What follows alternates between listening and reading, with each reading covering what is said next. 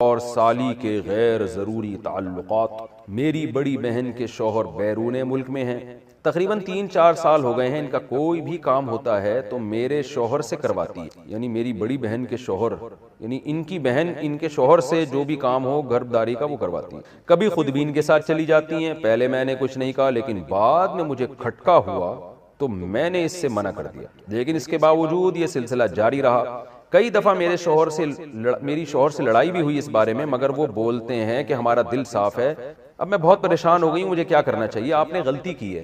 कितना भी दिल साफ हो, साली नामहरम है, भाभी नामहरम है, इनके साथ बेतकल्लुफ होना, हा हा हु ही गप्पे लगाना, उनके साथ शॉपिंग के लिए बाजार में जाना हराम है, नाजायज है। इस्लाम ने पाबंदी लगाई है। इस बहस में इस्लाम आपको पढ़ने की इजाजत ही नहीं देता कि आपकी नीयत क्या है। ये गैर मुस्लिमों के मसाइल हैं। वो लोग क्या करते हैं, एक्चुअली हमारा दिल साफ है और एक्चुअली कुछ नहीं होता, ये तो भाभी तो बहन की तरह होती है और साली तो आधी घरवाली होती है, वगैरह वगैरह। तो उनका कल्चर देखें आप, क्या हो चुका है, बर्बाद हो चुका है। घरों में कितनी बदकारियां हो रही हैं। तो अल्लाह ताला ने जब कुरान में पाबंदी लगा दी कि तुम्हारी बीवी है, उसकी बहन से, वो बहन तुमसे पर्दा फर्ज है, तो आप क्यों उससे फ्री हो रहे हैं? तो जब आपके शौहर आपके साली जो है ना उससे बेतकल्लुफ हो रहे थे, आपको उनको डराना चाहिए था अल्लाह के अजाब से। मर्द ये गड़बड़ कर रहे होते हैं कि हमारा दिल साफ है। आप बोले भाई आपका दिल साफ है या नहीं है, आप कोई फरिश्ते नहीं है।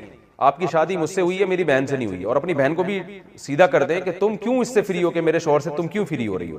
तो ये बहस ही गलत है कि दिल साफ है या खराब है। इस्लाम ने बेसिक पर ही पाबंदी लगा दी है। तो भाभी पर भी लाजिम है कि वो देवर से पर्दा करे। अल्हम्दुलिल्लाह, मैं नेमत के तौर पे बयान कर रहा हूँ, शो मारने के लिए नहीं। मैं इसलिए बयान कर रहा हूँ कि लोग कहते हैं कि ये आजकल मुमकिन ही नहीं है ज्वाइंट फैमिली में पर्दा। तो हम 4 भाई हम घर में इकट्ठे रहते थे। हमारे वालिद साहब का घर था, 200 गज का घर था, कोई ये भी नहीं कि 1000 गज का कोई बंगला हो। 200 गज के घर में हम 4 भाई और चारों की ज़ौजात भी रहती थी। अल्लाह का शुक्र है, हमने कभी हमारी भाभी हमारे सामने नहीं आके बैठी। हम रहे हैं, कई साल इकट्ठे रहे हैं। भाभी हमसे पर्दा करती थी, मेरी ज़ौजा मेरे भाइयों से पर्दा करती हैं। हालांकि हम सब भाई बेतकल्लुफ हैं, लेकिन ऐसा अल्हम्दुलिल्लाह नहीं होता था, अब भी नहीं होता कि बैठे हुए हैं और जनाब फ्री हो रहे हैं, भाभी सामने आके बैठ गई और गप्पे मार रहे हैं। हमें तो हैरानगी होती है ये घरों में क्या माहौल चल रहा है, क्या बेहूदगी वाला माहौल है। तो बिल्कुल गलत है। इसको ठीक है, मैं नहीं कह रहा कि सारे गलत हैं। कोई भाभी देवर से बेतकल्लुफ हो रही है तो उसकी नीयत खराब है। मैं नीयतों पे डाके नहीं डाल रहा, ना मैं शुभा कर रहा हूँ। लेकिन इस्लाम ने एक ज़ाब्ता उसूल बयान कर दिया है कि नामहरम इज़ नामहरम। आपकी बहन है, उससे बेतकल्लुफ हो, अपनी खाला से, फुप्पी से बेतकल्लुफ हो, अपनी भांजी से, बेटी से, सौतेली बेटी से, ये आपकी बेटियां हैं, पोतियां, नवासियां, ये आपकी औलादे हैं। इसके अलावा आप किसी औरत से फ्री नहीं हो सकते, हा हा हू नहीं कर सकते। मुमकिन है लोग कहें मुफ्ती साहब आप भी तो समा टीवी पे फ्री हो रहे थे, वो बहुत लोगों ने इतराज़ किया ना। तो मैं जिससे जो मेरा इंटरव्यू ले रही थी ना समा टेलीविजन पे, वो मेरे सामने नहीं थी और मुझे नहीं पता था उन्होंने दुपट्टा लिया हुआ कि नहीं लिया हुआ। मेरे सामने एक मोटी मोटी मूंछों वाला आदमी बैठा हुआ था, तो इसलिए उसको ये कहना कि सामने बैठ के किसी लड़की से फ्री हो रहा हूँ, ये इल्जाम गलत है। तो बहरहाल आपको चाहिए अब आप अपने शौहर को पाबंदी लगा दें, बोलें ये चीज़ें मैं बर्दाश्त नहीं करूंगी। आप जितने भी नेक हैं, आपको मेरी बहन से फ्री होने की इजाज़त नहीं। और अपनी बहन के भी स्क्रू थोड़े टाइट करें, आप उसकी शादी करवाएं ताकि अपने घर में जाए और ये फसाद ना बिछाए। आप क्या शादीशुदा या कमारी हुई साली से अगर रिलेशन हो जाए तो इससे निकाह टूट जाता है? देखो, साली से रिलेशन हराम है, बहुत बड़ा जुर्म है। वजह उसकी ये है कि उससे निकाह जब हराम अल्लाह ने कर दिया तो जिना तो और ज्यादा हराम है। लेकिन उससे निकाह नहीं टूटता। अगर कोई खुदा न खास्ता साली से किसी का रिलेशन हो जाए तो बीवी से निकाह खराब नहीं हो। बीवी से निकाह जब खराब होता है जब बीवी की माँ से या बीवी की पहले शोहर से कोई बेटी थी, उससे अगर अल्लाह ना करे कोई रिलेशन हो जाए, या बीवी का रिलेशन हो जाए शोहर के बाप से, या शोहर का कोई पहली बीवी से बेटा है उससे, तो फिर मियाँ बीवी का रिलेशन खराब हो जाता है। लेकिन आजकल ये बेपर्दगी की वजह से ये अजाब हो रहा है। साली पर लाजिम है कि वो अपने बहनोई से पर्दा करे, वो मिलेगा। ये नहीं होता कि कोई भी आए और एक वाकया सुनाऊं आपको, बहुत मजा आएगा। ये नाम से जाने दे, कोई हर्ज नहीं है। एक बंदा आया मेरे पास जब मैं राबी पीरजादा से नहीं मिला था लाहौर में। राबी पीरजादा नाम है ना, राबिया पीरजादा, वो जो एक्टर थी पहले, फिर तौबा कर ली उन्होंने, दीनदार बन गई। लाहौर में मेरी मुलाकात हुई। मैं जब आया तो उस्मान ने मुझे बताया कि एक बंदा मिलना चाह रहा है आपसे। अच्छा, बंदे के मेरा शक्ल का मजाक उड़ाना मकसद नहीं है उसका, लेकिन बात ही ऐसी हो गई। बंदा ब्लैक इतना कि शायद अंधेरे में नजर ना आए। वो बात उसने ऐसी की ना, अब देखो, बारीक, ना एजुकेशन, कुछ भी नहीं। अच्छा, अब क्या हुआ है कि भाई हमसे तो अच्छा ही होगा, हमारी अमाल के लिहाज से हमसे अच्छा ही होगा, मेरा मजाक उड़ाना मकसद नहीं। वो मिलना चाह रहा है, मैं एक दफा मिल लिया, फिर दोबारा पर उस्मान ने बताया कि मैंने कहा इससे पूछो इसको काम क्या है, क्यों बार बार मिल रहे हैं। कहते हैं वो ये कह रहे हैं कि मैं राबी पीरजादा के लिए मेरा निकाह का पैगाम आपके मेरी वहां शादी कर। मैंने कहा भाई इसको बोलो, मुझे नहीं पता वो मैरिड है अनमैरिड है, हो सकता है मैरिड हो, मुझे तो इसकी तहकीक नहीं है। दूसरी बात यह कि मेरा इतना ज़र्फ नहीं है कि मैं आपका पैगाम, मैंने कहा कोई डिजाइनिंग आपस में मैंने कहा आपको खोल के दोबारा जोड़ना पड़ेगा, रिपेयरिंग से आप उसके काबिल नहीं बनोगे। रिपेयरिंग से नहीं, रिपेयरिंग भी होगी ना, आप ब्यूटी पार्लर में कितनी भी रिपेयरिंग, तेजाब से नहा लो आप। तो मैंने कहा भाई आपको ना इसको इनको बताओ खोल के दोबारा जोड़ना पड़ेगा। और जो आम मशीनें होती हैं खुल के जुड़ जाती हैं, इंसान एक दफा खुल गया ना जुड़ता नहीं। रिपेयरिंग वाला मैंने कहा हिसाब किताब नहीं है, तेजाब से नहा लो शायद कुछ। तो मैंने कहा यार कुछ कुछ जोड़ की बात करो यार, कुछ बेचारा था भी गरीब, मकसद मजाक उड़ाना नहीं है किसी का। और आपको क्या पता मैं किसकी बात कर रहा हूँ, गीबत भी नहीं है, किसी को क्या पता, किस्सा भी तो उस वक्त का है जब मैं वहां मुलाकात करके आया था। तो अब वो कहे कि यार देखो राबी पीरजादा में इतना तकब्बुर है, मैं भी तो मुसलमान हूँ, मैंने पैगाम भेजा, तो ये बात सही होगी? भाई इस्लाम ने कहा है कि जहां भी निकाह हो लड़का लड़की के जोड़ का होना चाहिए, तभी जिंदगी अच्छी और कामयाब गुजरती, वरना गुजरती नहीं है। तो अब ये जो मैंने बताया ना, तलाक याफ्ता खातून ने गाड़ी रोक के शुक्रिया अदा किया, वजह क्या है कि उनको उनके स्टैंडर्ड का रिश्ता मिल गया, तभी शुक्रिया अदा किया, खुश जिंदगी गुजर रही। वरना वो कहती मुझे फंसवा दिया दूसरी के चक्कर में ये कहती ना। तो ऐसी बहुत सारी खवातीन है।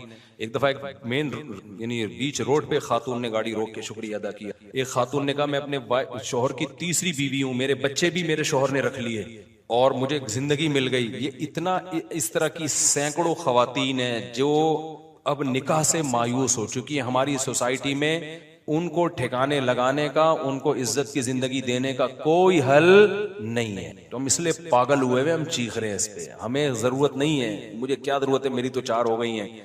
पहले तो लोग कहते शायद अपनी के चक्कर में है, तो हमें क्या जरूरत है यार, हम तो दुखड़ा रो रहे हैं। हम मर्दों को अय्याशी पे नहीं डाल रहे हैं, हम चाह रहे हैं कि औरत को इज्जत के साथ घर में ठिकाना मिले। हाँ तो ये मेरा पहले भी फलसफा था, तो मैं लोगों को बताता था, लोगों को मानते ही नहीं थे, बस यही कि अय्याशी अय्याशी। फिर मैंने कहा इन लोगों को समझाने से बात, मैंने कहा अय्याशी कर रहा हूं। फिर लोग आते थे ना, क्यों कर रहे हो शादी मुझसे, मैंने कहा अय्याशी का दिल करें। क्या मतलब, आप मौलवी हो अय्याशी कर रहे हो? मैंने कहा अपने खर्चे पे कर रहा हूँ ना, भीख मांग आपके खर्चे पे कर रहा हूँ, मैं कर रहा हूँ, मेरे दिल चाह रहा है अय्याशी करने का। तो हराम अय्याशी थोड़ी हलाल है, तो आपका क्या मसला है? तो जब ये कहता था ना, फिर चुप हो जाते थे। फिर क्या हो जाते थे, फिर मैं लोगों को मैं कहता यार, मैं अगर निहारी खाता हूँ अपने खर्चे पे, आपको उस पर एतराज नहीं है। मैं अगर बर्गर खा रहा हूँ आपको उसके, तो मैं एक और शादी कर रहा हूँ तो आपको उस पर क्यों एतराज है? तो ऐसे फजूल बातें हैं। तो इसलिए लोगों को ज्यादा डिटेल में जाने की जरूरत नहीं है। आप कर रहे हो ना, लोग एतराज कर रहे हैं, ठरकी है अय्याशी है, कह रहे भाई है यार, कह रहे हम तो है भाई, हमें तो शौक है अय्याशी करने। तो अगर कोई हराम है तो बताओ, फिर हम नहीं करेंगे। अगर हलाल है तो भाई हमें तो अल्लाह ने क्या कहा, अल्लाह मियाँ ने दुनिया की नेमतों में सबसे बड़ी नेमत तो बीवी को करार दिया है। और कुरान ने क्या कहा है, ज़ुय्यिना लिन्नासी हुब्बुश शहवाति मिनन निसा। अल्लाह ने मर्दों की नजर में जो दुनिया में सबसे अट्रैक्टिव चीज बनाई है ना, वो बर्गर नहीं बनाया, वो पिज्जा नहीं बनाया, वो लड्डू नहीं बनाया, वो जलेबी नहीं है, वो गाड़ियां नहीं है, वो बंगले नहीं है। अल्लाह ने मर्द के लिए, ये हजरत भी बूढ़े हैं लेकिन खुश हो रहे हैं बहुत ज्यादा लग रहा है जवान है माशाल्लाह, हजरत बेअदबी माफ। तो अल्लाह मियाँ ने जो सबसे ज्यादा अट्रैक्टिव चीज कुरान के मुताबिक मर्द के लिए बनाया है, वो किसको बनाया है? औरत को बनाया है। हाँ, उसको जलील मत करो कि टिश्यू पेपर की तरह इस्तेमाल करो, उसकी जिम्मेदारी लो, उसको इज्जत के साथ बीवी बना के घर लेकर आओ, उसके बच्चों की कफालत करो, उसके बाप को अपना बाप बनाओ, उसकी माँ को अपनी माँ बनाओ। Father in law, mother in law, brother in law और सिस्टर इन लॉ, ये सारे इन लॉज आ जाते हैं ना जहेज में। क्या ख्याल है, गर्लफ्रेंड से कुछ भी नहीं आता। हमें जहेज भी यही मिला है, वो वाला जहेज तो हमें वो मिला भी नहीं। साले हैं मेरे माशाल्लाह होलसेल के हिसाब से, सबको रिस्पेक्ट देनी पड़ती है। सुसर्स हैं, सासिज हैं, ठीक है ना। तो अल्लाह मियाँ ने कहा, तो भाई अगर लोग तंग किया करें ना, बोले हाँ भाई हम क्या कर रहे हैं, हम याशी कर रहे हैं, जाओ ऐसे की तैसे। तो मैं ये कह रहा था, कुरान में अल्लाह ने क्या कहा, हुब्बुश शहवाति मिनन निसा, सबसे ज्यादा अट्रैक्टिव हमने तुम्हारे लिए किसको बनाया है? औरत को। तो वो नाजायज भी है, वो जायज भी है। नाजायज अजाब है और जायज क्या है? बरकत है, रहमत है। इब्राहिम अलैहिस्सलाम अल्लाह के खलील, उन्होंने निकाह किया। अभी मैंने बयान में हजरत मूसा का तस्करा किया ना, अल्लाह को कितने महबूब थे मूसा कलीमुल्लाह। मैंने बताया ना बयान में, बार बार अल्लाह प्रोनाउन की जगह मूसा का नाम ले रहे हैं, लंबी लंबी बातें कर रहे हैं।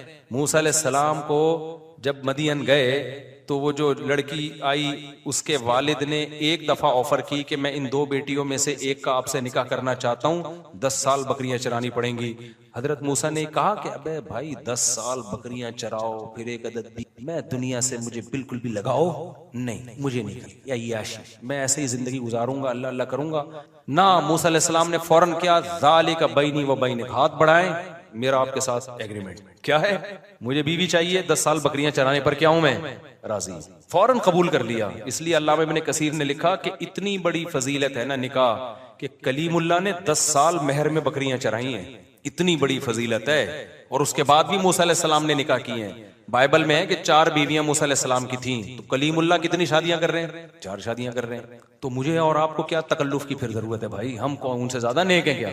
और सबसे बड़ी बात तो हमारे पैगंबर को तो दुनिया से रगबत ही नहीं थी। 24 घंटे में एक दफा मुश्किल खाना खाते थे आप। आपका घर देखो कैसा था, जिस बिस्तर पे सोते थे कोई गद्दा नहीं था। हजरत उमर एक दफा आपके घर गए तो खजूर की चटाई के निशानात जिस्म पे पड़े हुए हैं। हजरत उमर कहते हैं मेरी आंखों से आंसू निकल गए।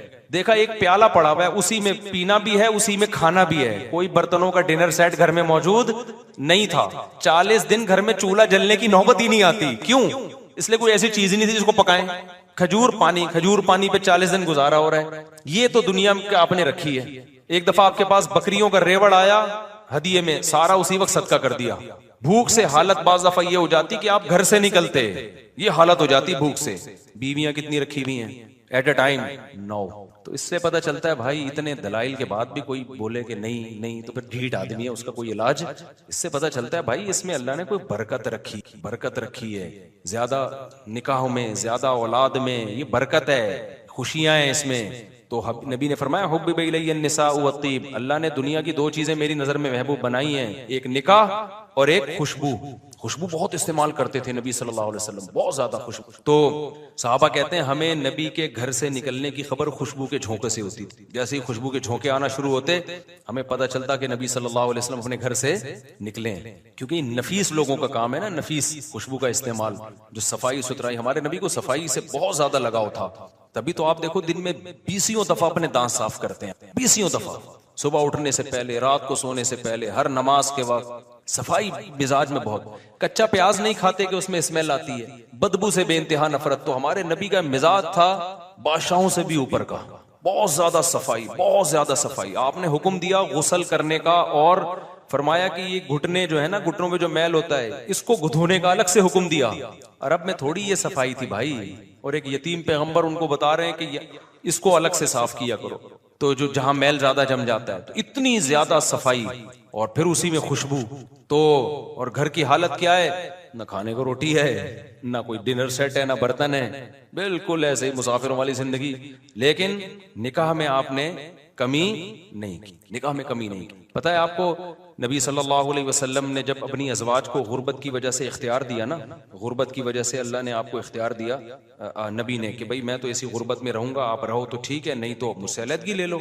तो नबी की अज़वाज ने आप सल्लल्लाहु अलैहि वसल्लम को तरजीह दी कि हम इसी गुर्बत में आपके साथ गुजारा करने के लिए तैयार हैं, हमें तलाक नहीं चाहिए। तो अल्लाह ने इसका सिला ये दिया कि नबी पे पाबंदी लगा दी मजीद निकाह करने पर, कि जो आपकी 9 बीवियां हैं इन्होंने इतनी कुर्बानी दी, इसी गुर्बत में कुर्बानी दी है, और अब आपके साथ रहने पर ये आमादा है। घर में खाने को रोटी नहीं है, लेकिन इन्होंने कहा कि हमें नबी का साथ चाहिए। तो अल्लाह ने पाबंदी लगाई, ला यहिल्लु लकन निसाउ मिन बादु, ए नबी अब आपके लिए मजीद निकाह की इजाजत अब इन पे सोकन नहीं आ सकती। जब इन्होंने कुर्बानी दी है तो अल्लाह भी कह रहा है। आगे अल्लाह ने क्या फिर हदीस से ये बात साबित है कि अल्लाह ने ये पाबंदी नबी से उठाई, मगर नबी ने निकाह किया नहीं। उसके बाद अल्लाह ने पाबंदी उठा दी। जब अल्लाह ने पाबंदी उठाई ना, तो हजरत आयशा ने फरमाया, मा अरा रब्बका इल्ला युसारिउ फी हवाक, या रसूल अल्लाह मैं तो देखता हूँ आपका रब आपकी ख्वाहिशात का बड़ा ख्याल करता है, उसने आपको मजीद शादियों की दोबारा इजाजत दे दी है। बल्कि हजरत आयशा के अल्फाज ये नहीं है कि मैं देखती हूँ कि आपका रब आपकी ख्वाहिशात का ख्याल करता है, बल्कि हजरत आयशा के अल्फाज, मा अरा रब्बक, मैं तो समझती हूँ अल्लाह आपकी ख्वाहिशात पूरी, अल्लाह आपकी बस ख्वाहिशात पूरी करने में लगा हुआ है। हजरत आयशा को तो गुस्सा आया था ना कि मजीद की इजाजत मिल गई, तो अल्लाह तो आपकी ख्वाहिशात के पीछे है, दर पे है कि बस आपकी नबी की ख्वाहिश पूरी करनी है, तो इजाजत दो इनको। लेकिन नबी ने की नहीं शादी फिर दोबारा। तो इससे पता चलता है भाई ये जो हमारे मजहब का हिस्सा है, ये इसमें कनात कोई अच्छा काम आप ना करें। आप टेंशन उठाने के लिए तैयार नहीं है, आप समझते हो मेरे खर्चे बढ़ जाएंगे, पहली बीवी की तरफ से रिएक्शन होगा, पिटूंगा, बदनामी होगी, आप में तप्पड़ नहीं है तो ना करो भाई।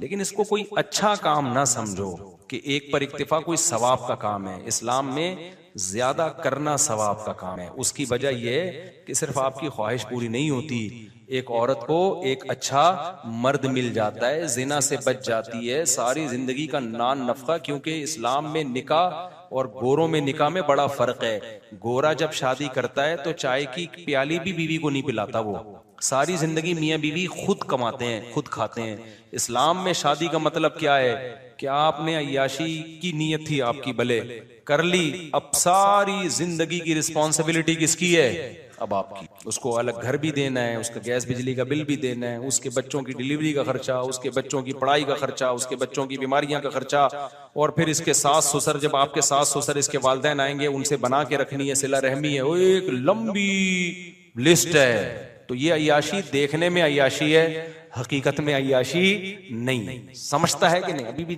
ठीठ बहुत हैं यार आप लोग, बहुत ठीठ लोग, नहीं समझो। ऐसे ही चलते। हम दो साथी डेरा इस्माइल खान से मुलाकात के लिए आज नहीं मिल सकता, मुझे बहुत जरूरी काम से स्पीड के साथ जा। उलमा में कहते हैं कि अच्छे कामों की लिस्ट बता दें जो जरूर। आज लिस्टें बहुत आ रही हैं भाई अच्छे काम में, कि नमाज पढ़ो, फर्ज नमाज पाबंदी से, रमजान के रोजे हैं, ज़कात है, जिंदगी में एक बार हज है, ये तो 4 अरकान है इस्लाम के। उसके अलावा अच्छे कामों में क्या है? सदका खैरात करते रहा करो। हर आदमी को चाहिए अपनी इनकम में से चंद फीसद वो बस निकाले, फर्ज कर ले कि ये मैंने इतने फीसद मैंने हर महीने सदका करना है, लाजिम कर ले अपने, मन्नत ना माने, वैसे ही नियत करके लाजिम कर। और अच्छे कामों में क्या है भाई? दाढ़ी मत कटाओ यार, अल्लाह ताला ने हुक्म दिया है, तमाम पैगंबरों को दाढ़ी बढ़ाने का हमें भी हुक्म दिया है। और अच्छे कामों में क्या है? हुकूकुल इबाद, अल्लाह के हुकूक में ये भी, बदनजरी मत करो, ज़िना मत करो। अल्लाह ने उसके लिए ऑल्टरनेट हमें क्या रास्ता दिया है भाई? निकाह का रास्ता दिया है। वो करते नहीं हो, उधर जाके पता नहीं क्या क्या कर रहे हो। जो करने का काम है वही लूत अलैहिस्सलाम ने अपनी कौम को समझाया कि अल्लाह ने औरतों को पैदा किया, इनसे निकाह करो, तुम लड़कों की तरफ क्यों जाते हो? कौम ने क्या कहा? हमें औरतों में दिलचस्पी नहीं है। गुनाह कर करके ना उनकी फीलिंग क्या हो गई थी? चेंज। जैसे कहते हैं ना, जो आजकल जो होमोसेक्सुअलिटी को फरोग दे रहे, कह रहे हैं बच्चे की फीलिंग ही नहीं है, तो बच्चे की फीलिंग है, अब नहीं है तो किसी ने बिगाड़ दी है इसकी फीलिंग, बीमार है, इसका इलाज कराओ। गोरे तो कहते हैं ना LGBTQ, इतनी लंबी पूरी ABCD इसी पे खत्म हो जाएगी। फीलिंग ही नहीं है ही फीलिंग शी वाली है शी फीलिंग कौन सी वाली है? ही वाली है। पैदा क्या हुआ था? फीलिंग क्या रखे? पैदा इंसान हुआ, फीलिंग कुत्तों वाली है, तो मान लोगे हम? कुत्ता मान लेंगे हम उसको? हम कहेंगे इंसान है तो कुत्तों वाली फीलिंग क्यों है? इसका इलाज करा भाई। गोरा कहता है इलाज कराने की जरूरत नहीं है, फीलिंग पे डिपेंड करता है। अगर आप ही हैं, फीलिंग शी वाली हैं, तो शी समझा जाएगा आपको। अगर आप शी हैं, फीलिंग ही वाली हैं, तो ही समझा जाएगा। मैं कहता हूं अगर आप इंसान हैं, फीलिंग गधे वाली हैं, तो गधा समझ लेंगे हम उसको? क्या हो गया भाई? नहीं समझेंगे भाई, खाली फीलिंग से थोड़ी होता है यार, तो फीलिंग ही खराब हो गई है उसकी। तभी मैंने कहा था कि जल्दी शादी कर लिया करो ना। देखो आइंस्टाइन का नजरिया इजाफत है, पता है आपको? ये बहुत अहम बात है। आइंस्टाइन से मैंने बहुत, एक न्यूटन से बहुत कुछ सीखे, आइंस्टाइन से बहुत कुछ सीखे। साइंसदान तो उससे कुछ और सीख रहे होते हैं, हम कुछ और निकाल रहे होते हैं उससे। आइंस्टाइन का एक नजरिया इजाफत है कि इस कायनात में किसी भी हकीकत को समझना हमारे लिए मुमकिन, उसका मैं अपने अल्फाज में एक्सप्लेन कर रहा हूं। ये बहुत अहम बात है, अच्छी तरह खोपड़ी शरीफ में बिठा लो। इस कायनात में ना किसी भी चीज को की हकीकत को बयान करना मुमकिन नहीं है। हम किसी भी चीज को समझते हैं उसके अपोजिट से, उसके जोड़े से। ये मैं देसी स्टाइल में समझा रहा हूं, मैं कोई साइंसदान या प्रोफेसर तो नहीं हूं ना यूनिवर्सिटी का। मिसाल के तौर पर हम जो कहते हैं ये चीज गर्म है, तो गर्म किसके मुकाबले में? ठंडे के मुकाबले में। ये ठंडी है तो किसके मुकाबले में? गर्म। वरना ठंड को खुद से कोई एक्सप्लेन कर सकता है? नामुमकिन है। हम कहते हैं ये इसका वजन 10 किलो है, तो ये 10 kg हमने एक यूनिट फर्ज की हुई है कि 1 kg इतना होता है, उसके लिहाज से ये कितना